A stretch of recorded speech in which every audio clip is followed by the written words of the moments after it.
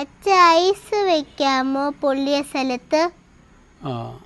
Ice directly പൊള്ളിയ സ്ഥലത്ത് ഒരിക്കലും ഡയറക്റ്റായിട്ട് ഐസ് വെക്കാൻ പാടില്ല. എന്താണെന്ന് വെച്ചാൽ ഐസ് എന്ന് പറഞ്ഞാൽ ഈ നമ്മുടെ സീറോ ഡിഗ്രിയും താഴെ ടെമ്പറേച്ചർ ഉള്ളൊരു സാധനമല്ലേ. അപ്പോൾ അത് ഡയറക്റ്റ് നമ്മൾ സ്കിന്നിൻ്റെ പുറത്ത് വെക്കുകയാണെങ്കിൽ അത് തന്നെ സെല്ലിന് ഡെത്ത്, അതായത് കോശങ്ങൾ ഡെഡ് ആവാനുള്ള കാരണമാവും.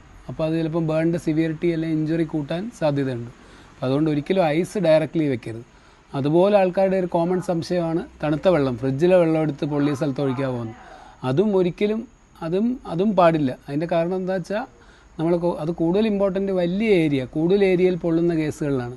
അതായത് വലിയ സർഫസ് ഏരിയ ശരീരത്തിൽ സെക്കൻഡ് ഡിഗ്രി തേർഡ് ഡിഗ്രി പൊള്ളലുണ്ടെങ്കിൽ തണുത്ത വെള്ളം എടുത്തൊഴിച്ചാൽ എന്ത് പറ്റും? വലിയ സർഫസ് ഏരിയയിൽ ഒഴിച്ചു കഴിഞ്ഞാൽ ബോഡിയുടെ കോർ ടെമ്പറേച്ചർ കുറയുക, അതായത് ഹൈപ്പോതെർമിയ എന്ന് പറഞ്ഞൊരു കണ്ടീഷൻ ഉണ്ടാവും.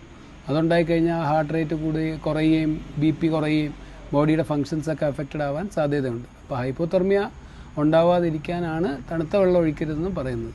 അപ്പോൾ ഐഡിയലി ഞാൻ മുമ്പ് പറഞ്ഞതുപോലെ ഒരൊറ്റ ഫസ്റ്റ് എയ്ഡേ ഉള്ളൂ. എന്താണ്? പൊള്ളിയ ഉടനെ പൈപ്പിൻ്റെ അടിയിൽ, നോർമൽ ടാപ്പ് വാട്ടറിൻ്റെ അടിയിൽ ഒരു 20 മിനിറ്റ്സ് കാണിക്കുക. പിന്നെ കഴിഞ്ഞ തവണ ചിലരൊക്കെ ചോദിക്കുകയുണ്ടായി, ഇത് കയ്യിലും കാലിലും അല്ലാതെ പൊള്ളുകയാണെങ്കിൽ, ഫോർ എക്സാമ്പിൾ നെഞ്ചത്തോ കഴുത്തിലോ വയറിലോ ഒക്കെ ഈ ചൂടുവെള്ളമൊക്കെ വീഴുകയാണെങ്കിൽ എന്ത് ചെയ്യും? അതിന് ഏറ്റവും നല്ല മാർഗ്ഗം നമ്മൾ ഓടിച്ചെന്ന് വീട്ടിലെ ഷവർ ഓൺ ചെയ്ത് ഷവറിൻ്റെ അടിയിൽ 20 മിനിറ്റെങ്കിലും നിൽക്കുക എന്നുള്ളതാണ്. ഈ ഡ്രസ്സ് മാറാൻ വേണ്ടി ഒന്നും സമയം കളയരുത്. നേരെ ഓടുക, ഷവറിൻ്റെ അടിയിൽ ചെന്ന് നിൽക്കുക. ഇപ്പോൾ ഷവറില്ലാത്ത സ്ഥലമാണെങ്കിൽ ഒരു ഓസ് ഉണ്ടാവും, ഓസിൽ നിന്ന് വെള്ളം ഒഴിക്കുക, അങ്ങനെ ചെയ്താൽ മതിയാവും.